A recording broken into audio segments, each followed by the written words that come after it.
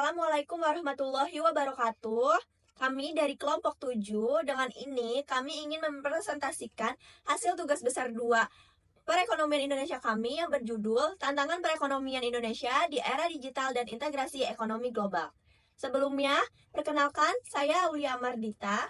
Perkenalkan, nama saya Siti Nur Hafifah. Perkenalkan, nama saya Putri Nurrahma Fazin. Baik, yang pertama itu adalah latar belakang. Indonesia sebagai negara berkembang dengan populasi besar menghadapi tantangan dalam era digital dan integrasi ekonomi global. UMKM yang menjadi tulang punggung ekonomi nasional masih rendah dalam mengadopsi teknologi digital. Dengan berbagai hambatan seperti literasi, infrastruktur, dan akses pembiayaan. Ketergantungan pada impor teknologi tinggi dan ketimpangan akses digital antar wilayah menjadi persoalan serius. Transformasi digital dan inovasi yang inklusif sangat dibutuhkan agar ekonomi nasional mampu bersaing secara global. Selanjutnya ada peran ekonomi digital terhadap UMKM. Yang pertama itu ada ekonomi digital memberi peluang akses pasar global dan efisiensi operasional UMKM. Selanjutnya yang kedua ada digitalisasi jadi jalan strategis untuk daya saing UMKM di era revolusi industri 4.0. Selanjutnya yang ketiga di hambatan karena rendahnya literasi digital, keterbatasan infrastruktur, dan kesenjangan akses teknologi. Dan yang keempat, hanya 38,7% UMKM sudah digitalisasi berdasarkan data Kemkodigi tahun 2023. Dan yang terakhir, pemerintah dorong digitalisasi lewat pelatihan, pembiayaan, dan penguatan ekosistem teknologi. Baik, selanjutnya akan dijelaskan oleh teman saya. Peran ekonomi digital terhadap UMKM. UMKM di Indonesia juga menunjukkan tren adaptasi positif pada platform e-commerce dan media sosial. Menurut Kementerian Koperasi dan UKM, hingga bulan Juli 2024, terdapat sekitar 25 juta pelaku UMKM, sekitar 39,7% yang telah bergabung dalam ekosistem digital nasional. Di Bali, misalnya, program pelatihan literasi digital oleh Denpasar Institute telah berhasil mendigitalisasi sekitar 29% UMKM lokal. Namun, UMKM di luar Jawa dan kawasan 3T masih terkendala keterbatasan akses internet, infrastruktur, dan literasi teknologi yang minim. Tantangan ketenagakerjaan di tengah maraknya AI atau Artificial Intelligence. Yang pertama, AI mendorong efisiensi namun mengancam pekerjaan rutin. Maksudnya adalah dengan adanya kemajuan AI meningkatkan produktivitas industri, namun juga berpotensi menggantikan pekerjaan manual dan rutin, terutama di sektor manufaktur dan jasa.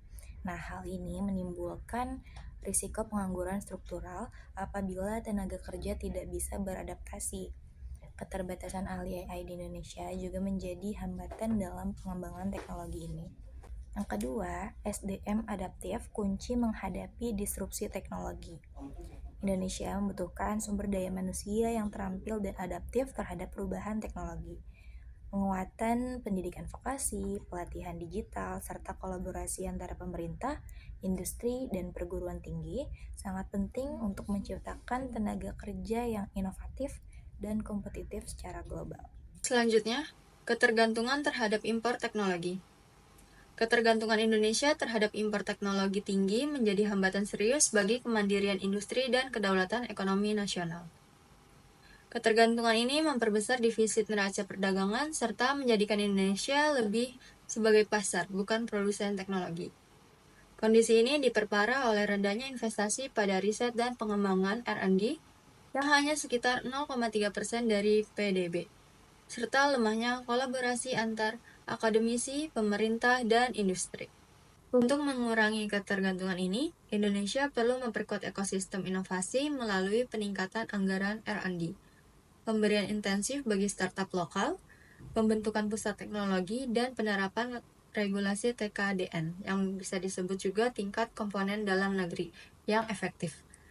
Langkah-langkah tersebut penting untuk mendorong transfer teknologi, memperkuat daya saing industri nasional, dan membawa Indonesia lebih dari posisi sebagai konsumen menuju produsen yang mandiri dan berdaya saing global. Lalu ada tantangan menjaga kedaulatan ekonomi dalam perdagangan bebas.